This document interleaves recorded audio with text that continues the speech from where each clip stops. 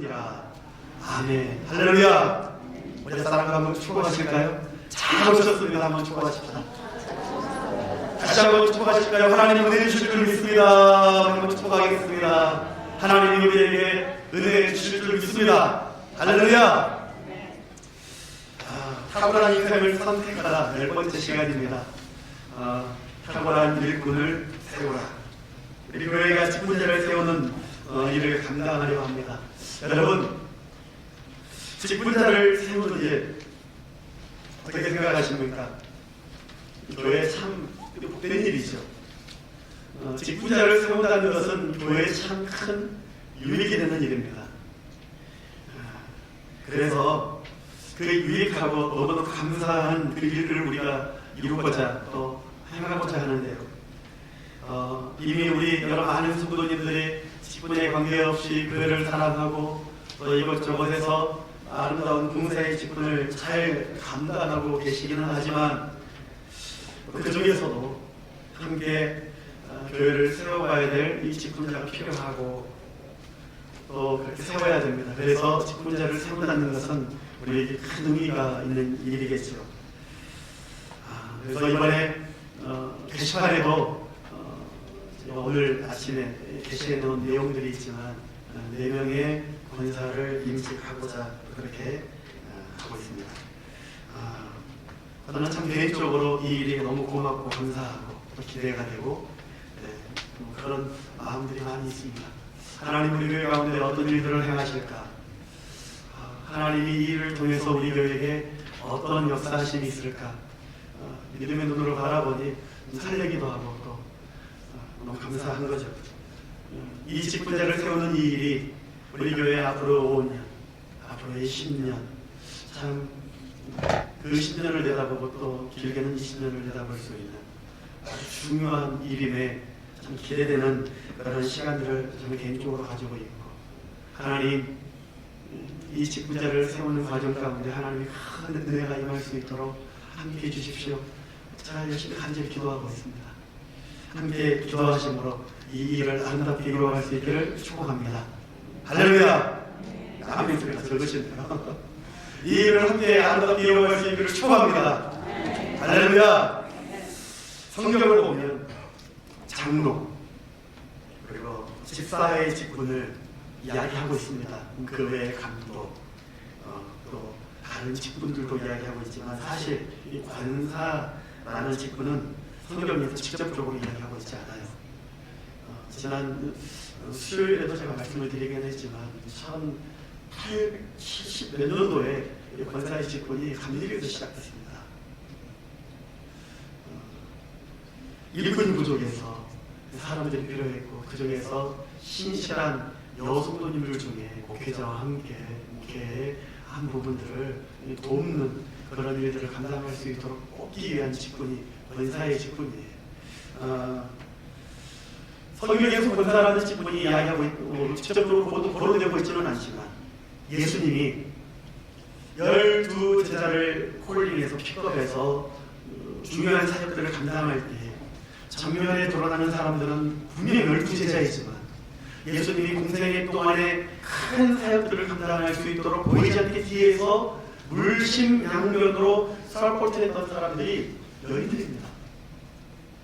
바울이 1차, 2차, 3차 전도 여행을 다니면서 각 지역에 들어가 핍박 속에서 복음을 전하고 교회를 세워가는 과정 속에서 그 지역의 교회가 세워질 수 있도록 아주 큰 역할을 감당했던 사람들 중에 여성들이 엄청난 큰 역할들을 감당했다는 사실을 우리가 잊을 수 없습니다.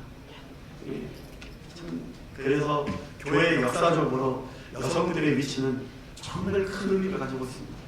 우리 교회도 비율적으로 보면 남성보다 여성이 많고요.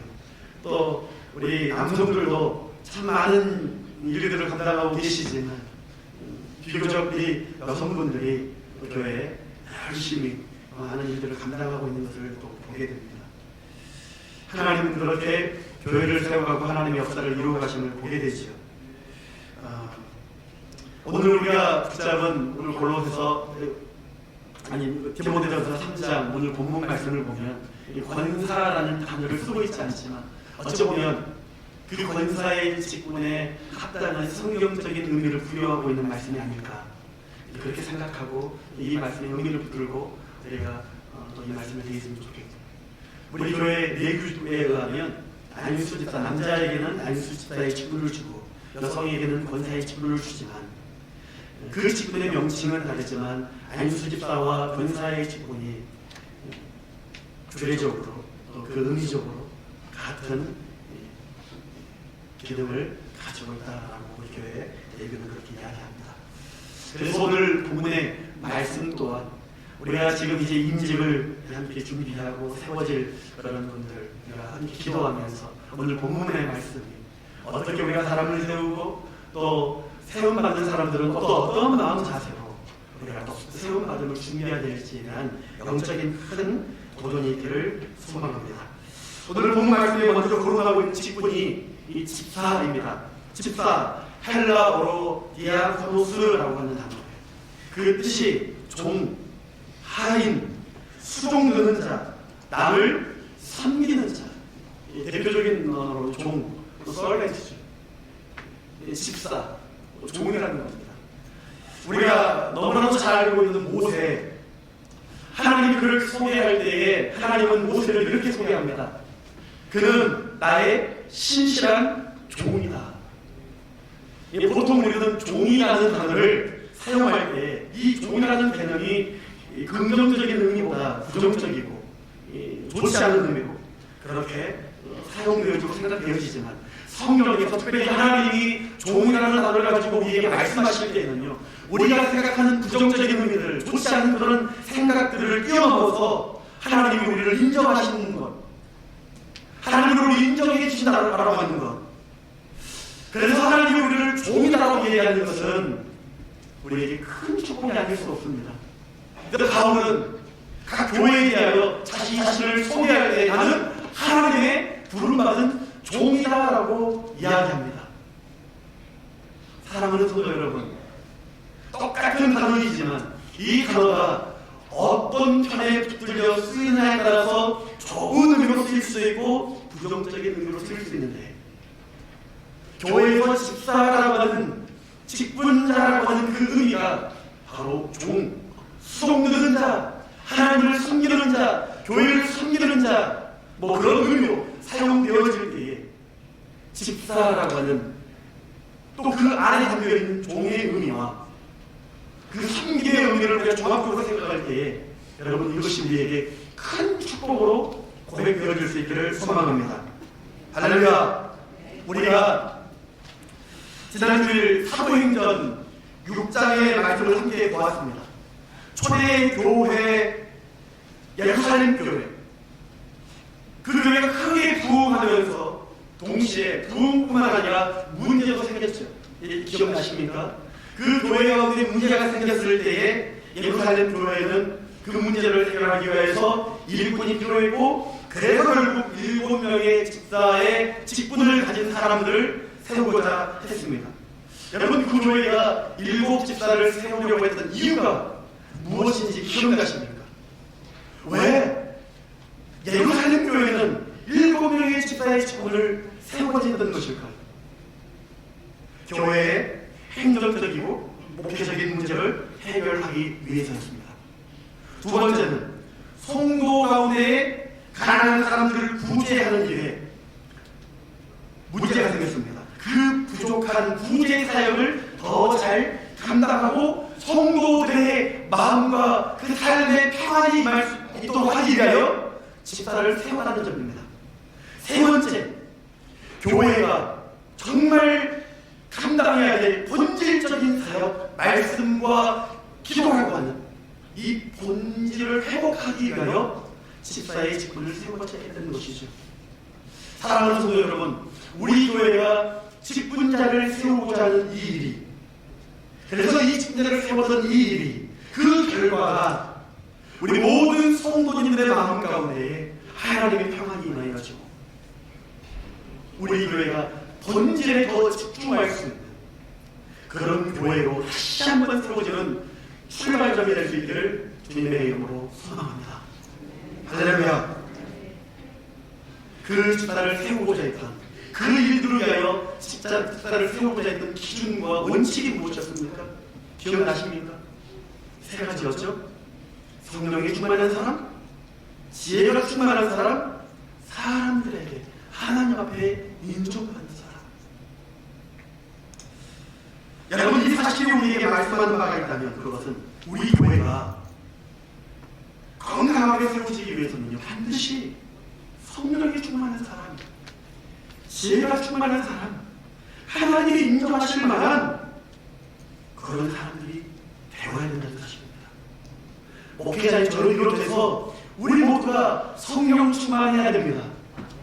저를 비롯해서 우리 모두가 하나님 앞에서 지혜로운 사람이 되어야 됩니다.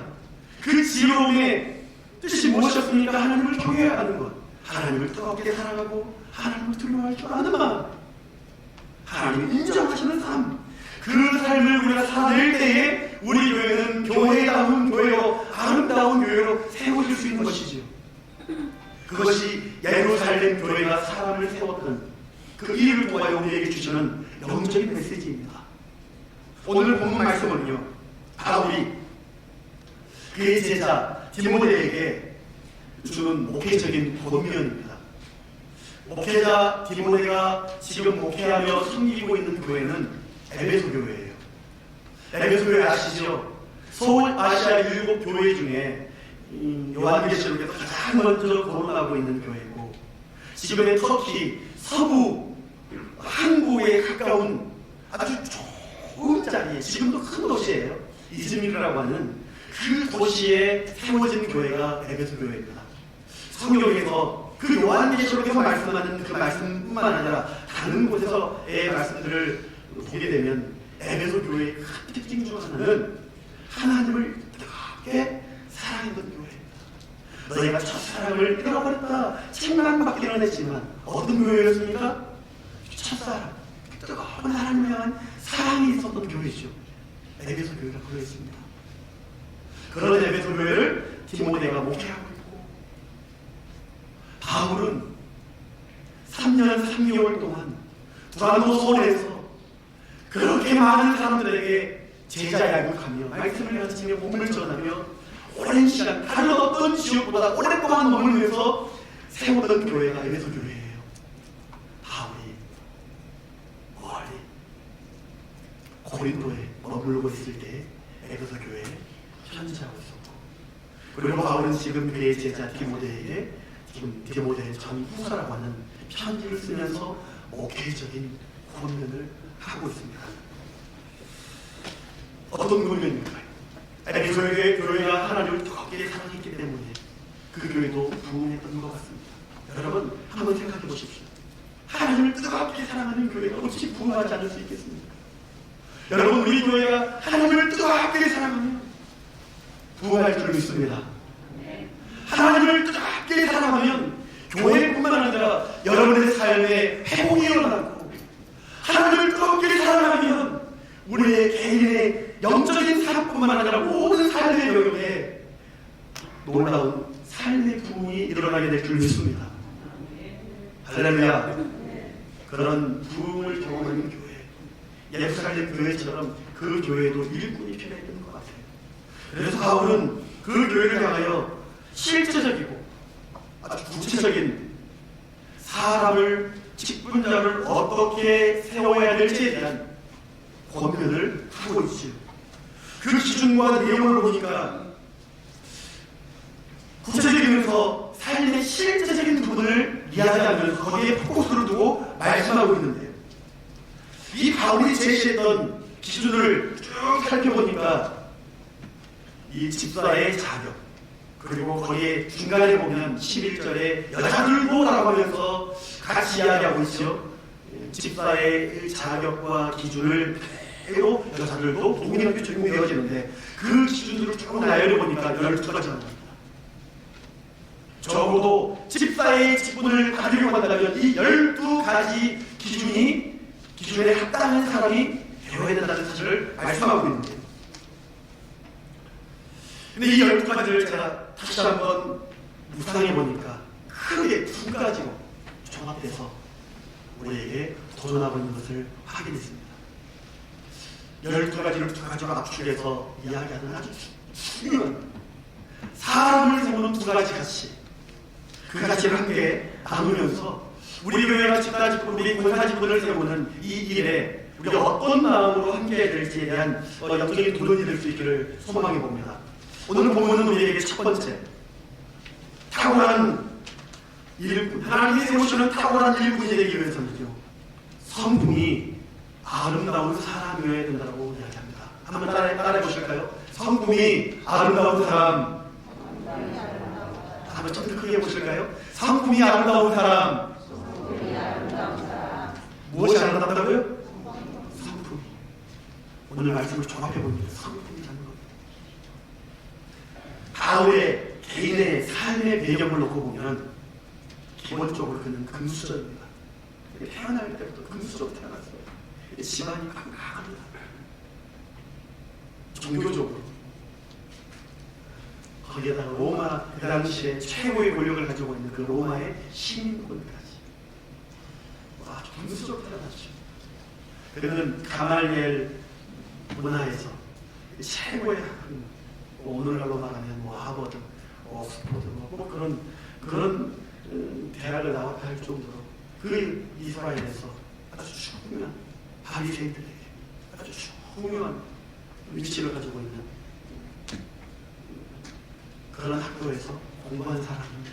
실제로 바울은 머리가 비상하고 뛰어납니다. 바울이 썼던 모든 소신서들을 보면요, 수사학적으로 글 솜씨가 얼마나 뛰어난, 얼마나 논리적인지, 그의 논리를 뛰어넘을 수 없을 정도로 엄청난 지식을 가지고 있고 뛰어난 능력을 가지고 있는 사람 중에 한 명입니다. 종교적으로, 정치적으로 그는 높은 권력과 지위를 가지고 있는 사람이에요. 이게 부러울 곳이 없는 사람이죠. 그런 바울이 특별하게 교회 안에서 사람을 세우는, 직분자를 세우는 기준으로 제시하고 있는 중에 하나가 학력, 명예, 그가 가지고 있는 자유, 삶의 배경, 이런 것을 기준으로 이야기하고 있는 것이 아니라 오늘 말씀을 보니까요, 종합적으로 성품을 이 하나를 이야기하고 있음을 보게 됩니다. 성품을 이야기하고 있어요. 그들은 금수저로 태어났는데 자기가 가질 수 있는, 내일 배울 수 있는 것을 가지고 기준으로 삼아 공연을 하고 있는 것이 아니라 성품이라고 하는 이 한 가지를 기준으로 제시하고 있다는 사실입니다.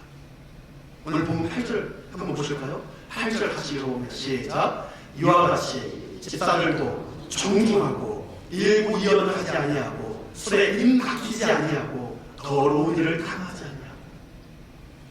이 네 가지를 한번 보십시오. 어떤 사람이 이것을 잘 감당할 수 있습니까? 성품이 좋아야 합니다. 성품이 좋은 사람이 이걸 잘 감당합니다. 11절 한번 가보실까요? 11절 같이 읽어보면 시작. 여자들도 이와 같이 정숙하고 모함하지 아니하며 절제하며 모든 일에 충성된 자라야 할지니라. 또한 이 네 가지 또한 어떤 사람들이 잘 감당할 수 있습니까? 성품이 탁월한 사람. 동의하시겠습니까? 정숙하고 모함하지 않고 절제하고 충성된 것, 일구일어나지 않냐, 함부로 입에 말을 담아서 사람들을 험담하지 않냐. 여러분, 우리가 살면서 복 받으려면 우리 입만 잘 사용해도 복 받는 것 같습니다. 입만 잘 사용해도 교회는 평안할 수 있습니다. 이 입이 시작과 끝인 것을 보게 됩니다. 성품이 그만큼 중요하다는 것이죠. 자, 몇 달 전에 중요한 볼일이 있어서 우리 가족이 함께 갈라스에 내려갔다 온 적이 있습니다. 저희 집 아들들이 치킨을 참 좋아합니다. 갈라스에 가면 비비큐 치킨이 있어요. 한국 치킨이죠. 양념되어 있는 치킨. 둘째 녀석이 참 좋아합니다. 그래서 이를 보고 오늘 오클라호마 돌아올 때 치킨집에 들어가서 음식을 주문하고 먹었어요. 한참을 맛있게 먹고 있는데 갑자기 카운터 앞에서 소동이 일어났습니다. 건장한 저보다 덩치가 큰 남성이 들어와서는 여자 직원을 향하여 큰 소리로 따지고 있었던 거예요. 얼마나 소리가 크고 그 소리가 험악했던지 그 식당에서 음식을 먹고 있는 모든 사람들이 다 카운터를 주목합니다. 먹는 것도 그치고 그걸 다 보고 있는 거죠. 제 바로 옆에서 그 일들이 벌어지고 있었습니다. 시간이 갈수록 손님은 격양되어져서 입에 담지 못할 말들이 계속 쏟아져나옵니다. 어쩜 사람의 입에서 이런 욕이 나올 수 있을까 할 정도로 심각한 욕들이 막 나오기 시작합니다. 왜 이 지경까지 됐을까? 제가 그 내막을 잘 알 수 없지만 제 눈에 볼 때 어떤 명분과 어떤 이유라 할지라도 이렇게까지 화내야 되나? 손님은 서비스 받을 권리가 있기는 합니다. 그렇죠? 그렇다고 해서 직원을 향하여 욕을 하며 윽박지르며 그렇게까지 그 사람의 인격을 깎아내리고 할 정도의 권한은 누구에게도 그렇게 부여하지 않았다는 사실입니다. 제 얼굴이 화끈해졌습니다. 두 아들이 아무것도 모르는데 저희 두 아들 욕 안 해요. 미국에서 자란 아이들이 참 순진하게 자랍니다. 근데 두 아들이 이 이야기를 듣고 있으니 애들한테 미안한 거예요. 한 번만 더 해봐. 내가 가만히 안 있는다 하고 제 마음에 화가 치밀어 올라왔어요. 그래서 한 번만 더 하면 나도 가만히 안 있겠다는 마음으로 있는데 나가더라고요.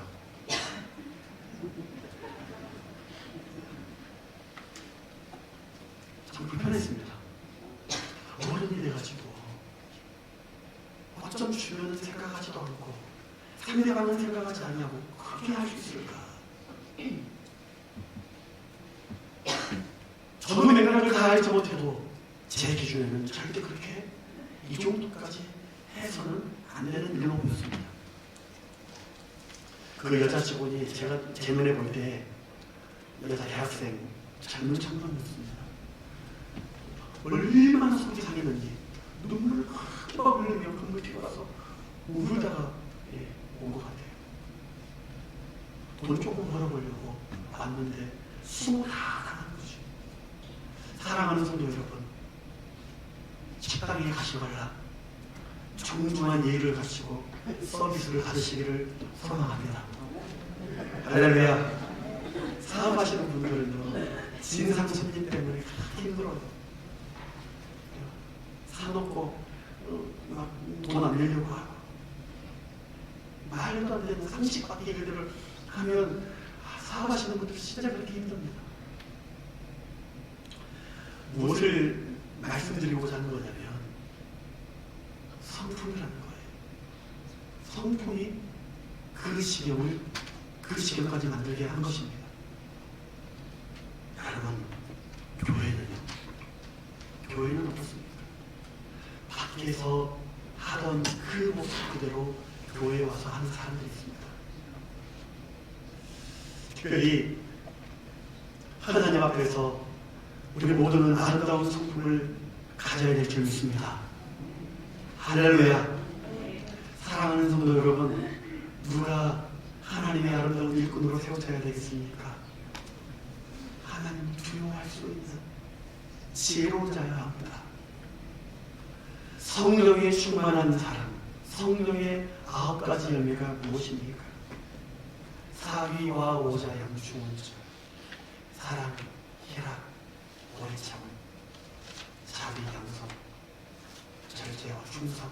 하나 빠진 것 같은데 오래 참음.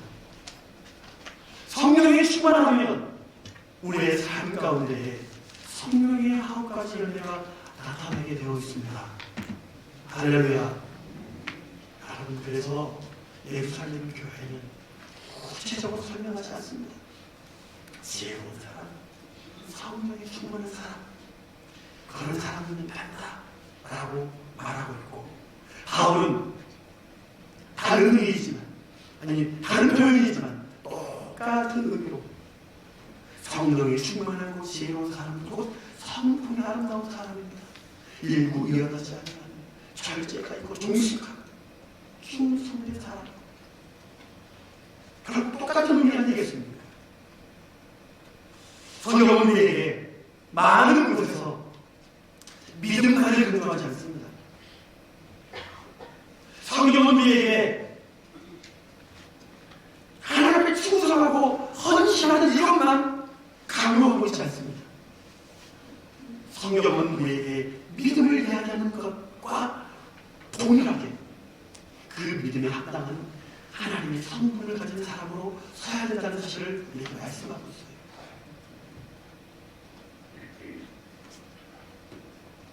베드로후서 1장 우리 4절 한번 읽어보실까요? 베드로후서 1장 4절 시작. 너희가 정욕 때문에 세상에서 썩어질 것을 피하여 신성한 성품에 참여하는 자가 되게 하려 하셨느니라. 하나님은 우리로 하여금 하나님의 성품, 신의 성품에 참여하는 자가 되게 하려 하셨던 거예요. 우리는 마땅히 하나님의 사람으로서 어떤 성품에 참여해야 됩니까? 어떤 성품을 사모하고 어떤 성품을 가져야 된다고 말합니까? 한번 따라해 보실까요? 하나님의 성품, 신의 성품이라는 겁니다. 그런 하나님의 성품에 이를 수 있어야 된다고 얘기합니다. 그 근거가 무엇인 줄 아십니까? 창세기 말씀을 보면 사람을 창조하실 때 우리의 형상대로 창조하셨다라고 하셨을 때 그 하나님의 형상, 우리의 형상이라고 말하는 그 하나님의 형상은 우리 눈에 보이는 사람의 모습, 그것을 뛰어넘어 하나님의 어떤 보이는 형상의 모습을 뛰어넘어 그런 의미를 넘어서서 하나님의 형상으로 만들어졌다는 그 뜻은요, 하나님의 성품, 캐릭터, 하나님이 가지고 있는 신성, 그 성품을 우리에게 부어 주셨다는 거예요. 하나님은 어떤 분이십니까? 사랑의 하나님이십니다. 하나님은 오래 참으시는 하나님이십니다. 하나님은 온유하신 분이십니다. 하나님은 자비하신 하나님이시를 믿으시기 바랍니다.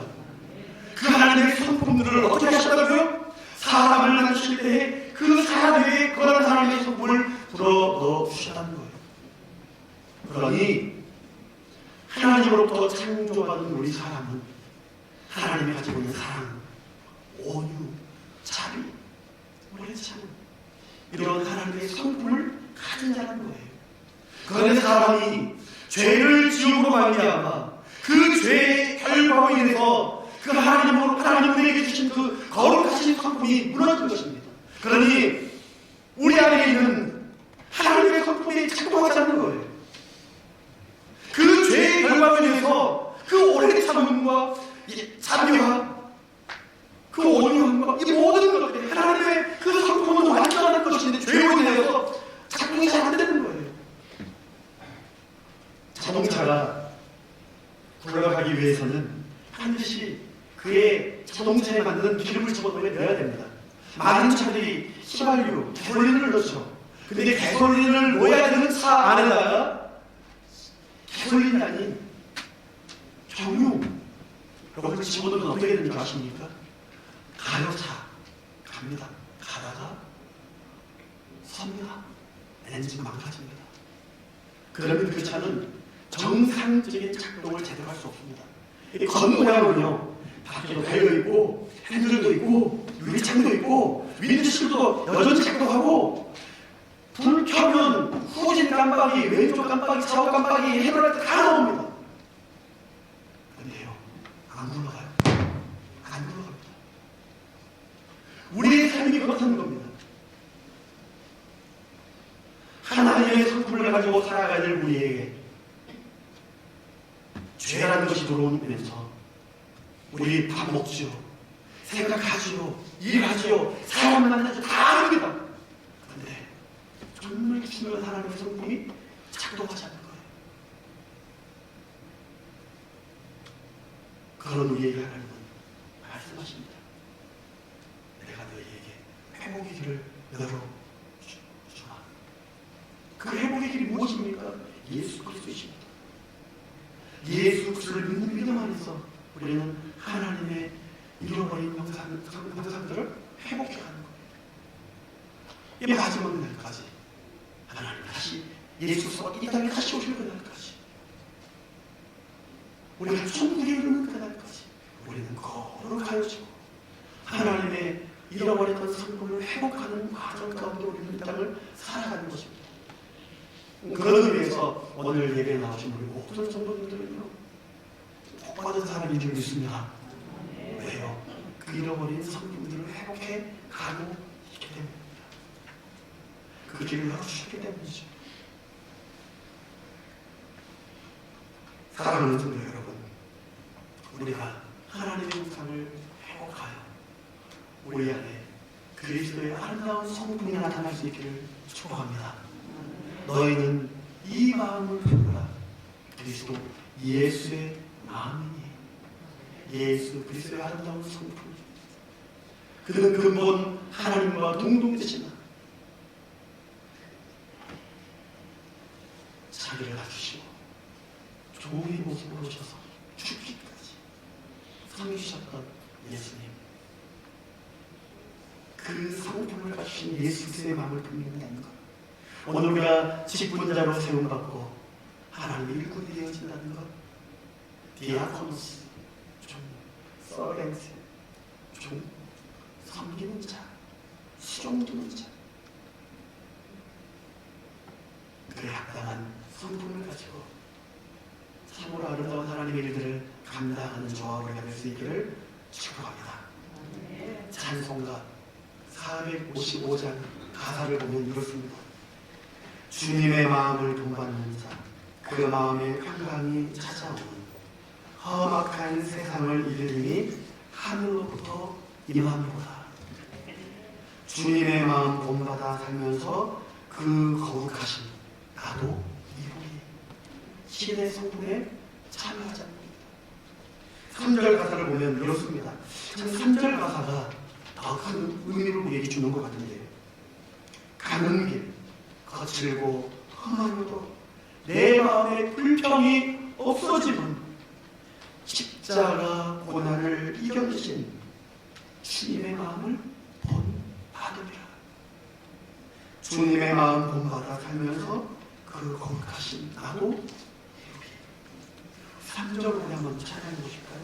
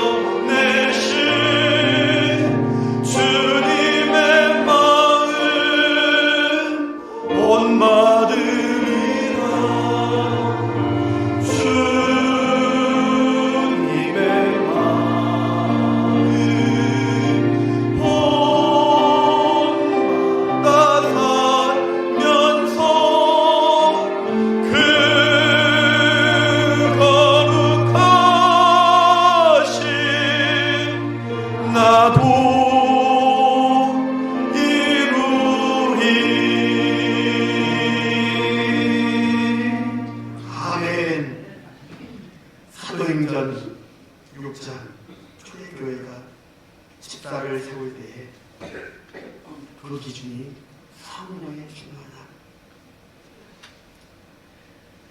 성령의 충만함이라고 하는 것은 곧 하나님의 성품이 있는 사람. 사랑하는 성도 여러분, 우리 모두가 그 아름다운 하나님의 성품, 그리스도의 성품이 우리 가운데 나타날 수 있기를 축복합니다. 하나님은 탁월한 일꾼을 세우실 때에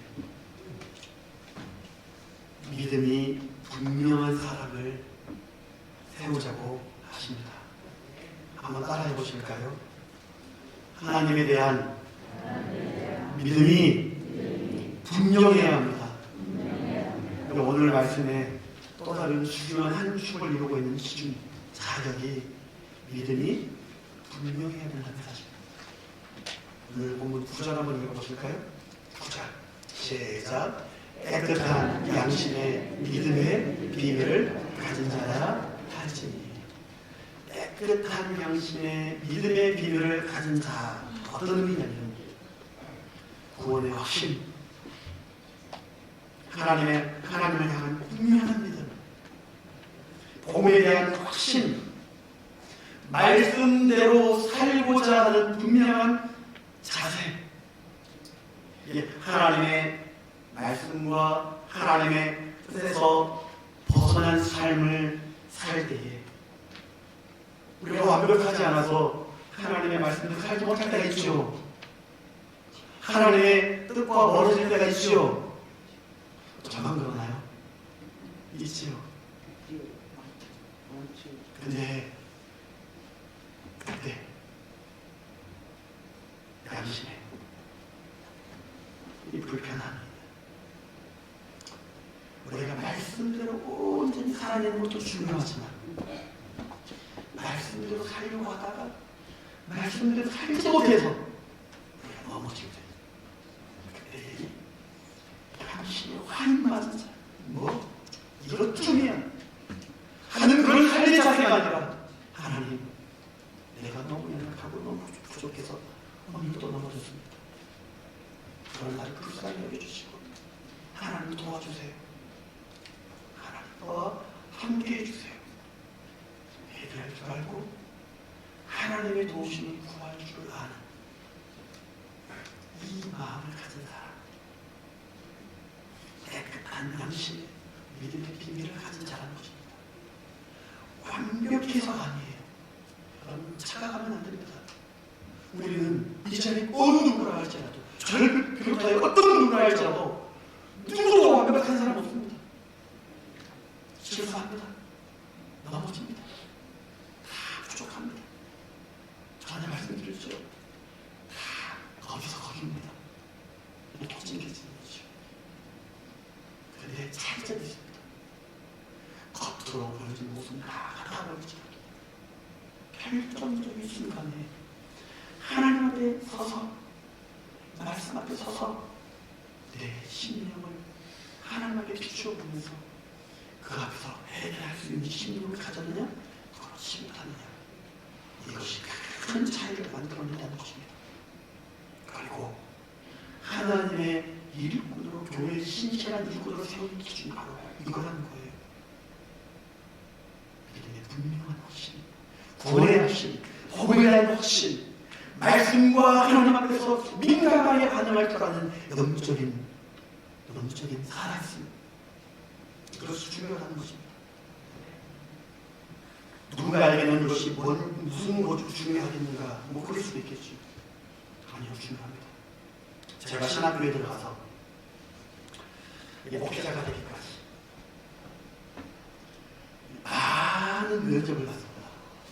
철학을 공부하고 신학교에 지원하려고 하니까 제가 속해 있는 교회가 속해 있는 노회에 가서 목사님들 앞에서 면접 보고 시험 치르고, 목사 후보된 곳이라고 해가지고 시험 봐야, 합격해야 대학원 집어넣을 수 있습니다. 그때 목사님들이 저에게 했던 질문이 뭐냐면, 자네 구원의 확신이 있는가? 목회 소명은 유효한가? 신앙의 고백은 있는가? 이걸 묻더라고요. 그리고 신학교에 갔습니다. 교수님들이 저에게 묻습니다. 구원의 확신이 있는가? 당신의 신앙의 고백은 있는가? 목회자로 부름받은 소명은 확실한가? 묻더라고요. 강도사 모시볼 때 똑같이 걸 묻습니다. 목사 시험 보고 논문 써내고 그렇게 다시 한번 많은 목사님들 앞에 시험 볼 때 또 물어요. 그리고 안수받았습니다. 끊임없이 저에게 들어왔던 질문이 구원의 확신이 있는가? 목회의 소명에 대한 분명한 부르심의 확신이 있는가? 이거라는 거죠.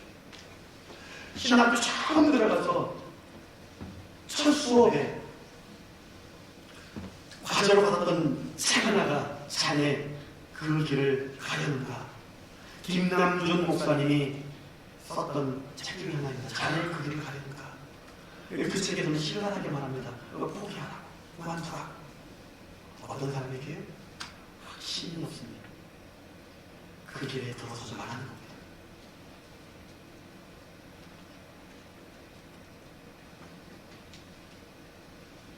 구원의 확신, 신앙의 고백. 이것은요, 한 개인이 구원받음에 있어서 또 아주 중요한 문제이지만, 특별히 구원받은 저 우리들이 교회와 하나님 나라를 세워가는 데 있어서 어쩌면 가장 먼저 우리가 검증해야 될, 가장 기본적이고 그러면서 가장 중요한 핵심 기준이 될 수 있다는 사실을 다시 한번 보게 됩니다. 구원의 확신이 없는 사람이 목회자가 된다고 생각해 보십시오. 여러분, 신앙의 고백이 없는 사람, 복음에 대한 확신이 없는 목회자, 하나님에 대한 믿음이 없는 사람이 어떻게 그렇게 시험 머리로 봐가지고 목회자가 됐다고 해봅시다. 그 목회자가 섬기는 교회 어떻게 될까요? 소경이 불 속으로 다 끌고 가는 거예요. 혼자만 불 속으로 들어가는 게 아니라 다 같이 끌고 들어가는 거예요. 수요일에 말씀드렸지만, 여러분, 교회가 깨어있지 않냐니까요, 목회자라고 들어온 사람이 신천지 이단 사람이었습니다. 교회가 혼란을 통째로 뺏겼습니다. 어떤 교회라고 말하지 않을게요. 갈라스의 모한 교회가 남아공에서 목사 안수받았다고 그렇게 거짓말로 안수받았다라고 하는 사람이 들어와가지고 교회를 했는데 나중에 알고 봤더니 이단이었습니다. 교회는 심각한 타격을 받죠. 성도들의 마음은 심각하게 찢어졌죠. 누가 그 상처가 있는 사람들이 그 다음 어떤 목회자를 신뢰할 수 있겠습니까? 여러분, 상상해서가 안 되겠지만 제가 구원에 대한 확신이 없습니다. 하나님에 대한 믿음이 없습니다. 그건 제가 목회를 한다고 하고 있다는 믿음이 어떻게 될까요? 끝나는 거예요. 여러분, 하나님이 부르시는 일꾼에게 정말 중요하게 여겨지는 한 가지가 무엇입니까? 구원의 확신이라는 겁니다. 그래서 행정적으로 세례받은 이들에게 그들에게 직분을 주는 것입니다. 세례는 무엇입니까? 구원에 대한 확신을 가진 사람들이 하게 되는 하나의 예식입니다. 오늘날 교회를 보면 구원의 확신이 없는 거예요. 하나님에 대한 분명한 믿음이 없는데 직분을 남발하는 그런 일들을 종종 보게 됩니다. 교회에 어떤 부족한 재정을 채우기 위한 목적으로, 교회의 재정이 부족하니까 교회가 건축하기 위해서 어떤 큰 프로젝트를 감당하기 위해서 돈이 필요하니까 그런 목적을 달성하기 위해서 직분자를 너무 많이 세우는 거예요. 그래서 장로의 직분을 받는 이들에게 1억 내지는 1,000만 원, 아니면 소집사와 의사의 직분을 받는 이에게 1,000만 원 헌금하라고 강요하는 그런 분들이 얼마나 많이 있겠나 싶겠지만 죄송합니다. 있더라고요. 여러분 어떻게 생각하십니까? 과연 이게 말이 되는 일이라고 생각하십니까? 직분을 주는데 1억이요?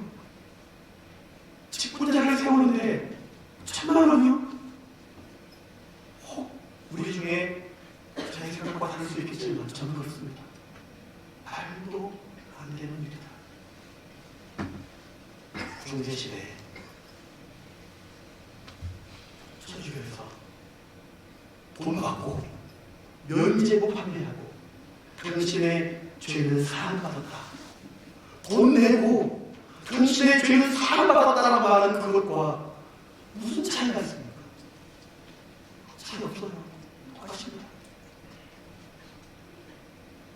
교회가 그런 일을 할 때 교회는 거룩성을 잃어버리고, 교회의 거룩함이 사라질 때 교회는 교회로서의 능력을 상실하게 되는 것입니다. 저는 어찌되었든 우리 교회는 절대 그러한 일을 따라가지 않으려 합니다. 교회의 전통이니까요. 다 그렇게 해왔으니까요. 그것이 절대 합당한 이유가 될 수 없는 것이죠. 성경 어디에 보더라도 직분자를 세우는 기준이 돈이다 라고 말하지 않습니다. 동의하십니까?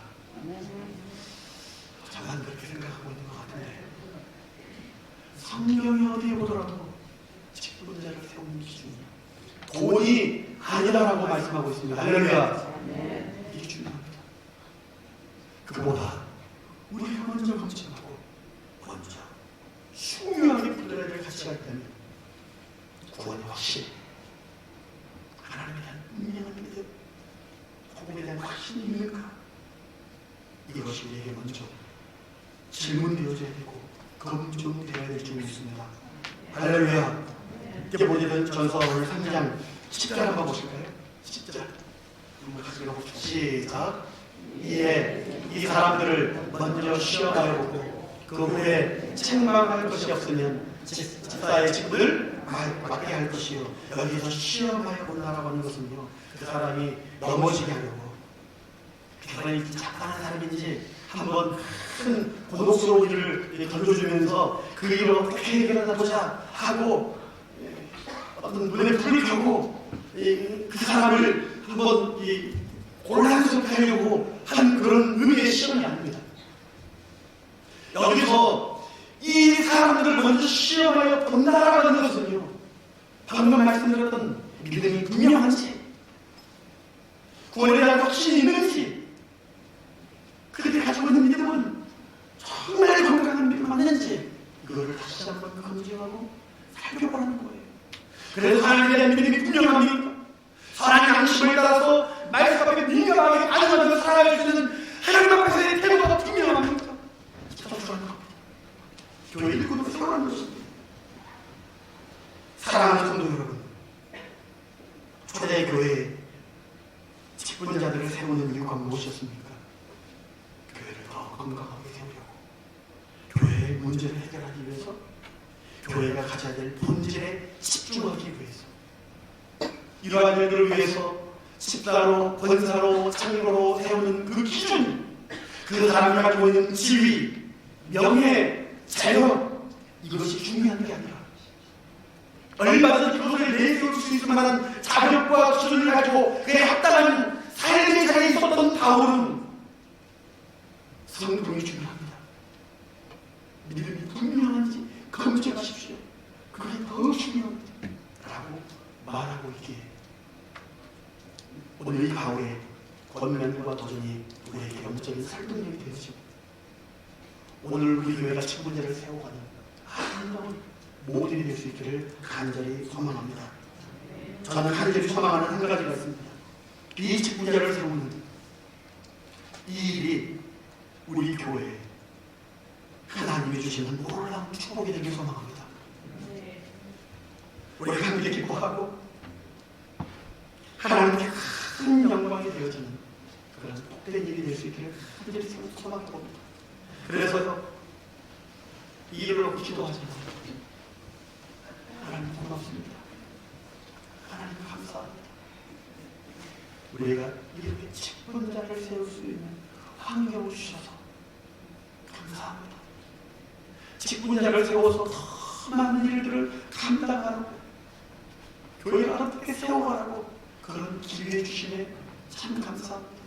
기도하면 너무 감사한 거예요.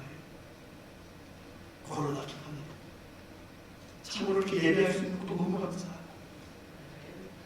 또한 10년, 20년을 준비해야, 그래서 10년 뒤에, 20년 뒤에 우리 교회가 여전히 수많은 사람들에게 영적인 공급을 해줄 수 있는 교회, 하나님을 증거할 수 있는 교회, 하나님의 선하신 사역을 감당할 수 있는 교회로 여전히 하나님 앞에 쓰임받을 수 있는 기회가 될 수 있다고 생각하니 너무 고맙고 감사한 거예요.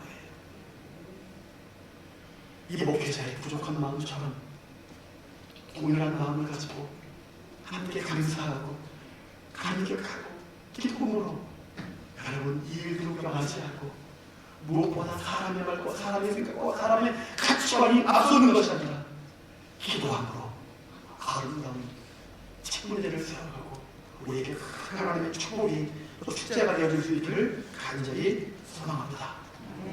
하나님 찬양하실까요?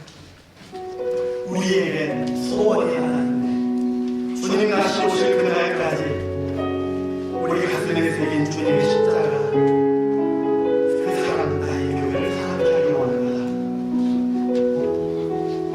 우리에겐 소원이 하나 있네. 5분만 들어주시면 되겠습니다. 다시 오실 그날까지 우리 가슴에 새긴 주의 십자가 사랑, 나의 교회를 사랑케 하네.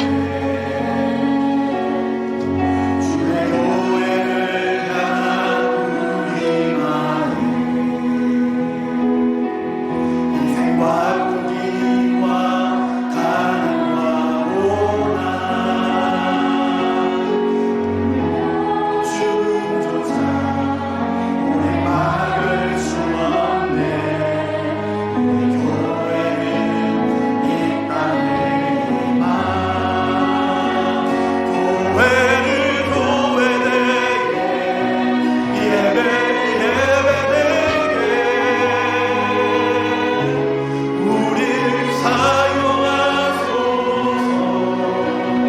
진정한 부흥의 날 오늘 임하도록 우리를 사용하소서. 우리에겐 소원이 하나 있네. 주님 다시 오실 그날까지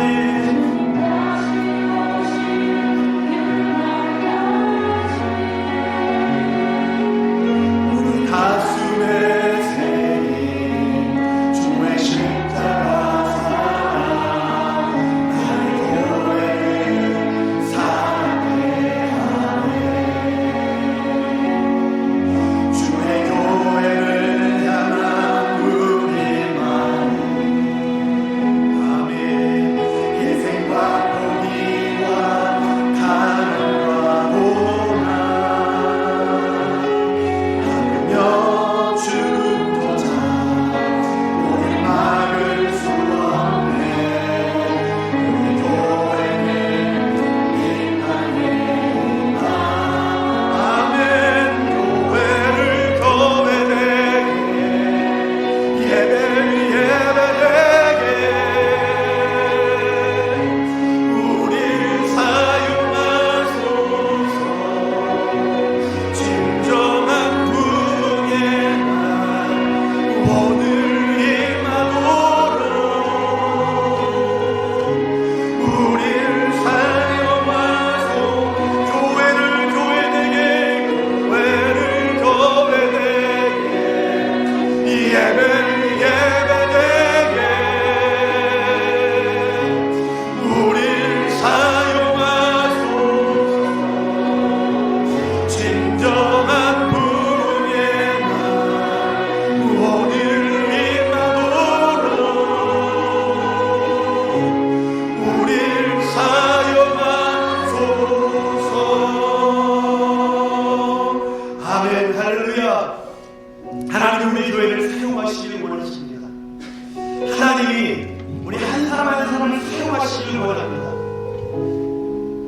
그 목적과 이유는 우리 교회가 교회되어지고 예배되어지는 아름다운 교회로서의 복지를 회복함으로 말미암아 하나님의 영광을 드러내는 일을 위하여 하나님 우리를 사용하시고 세워주시고 더 나아가 더 큰 일들을 감당하는 하나님의 탁월한 일꾼 되기를 원하는 것입니다.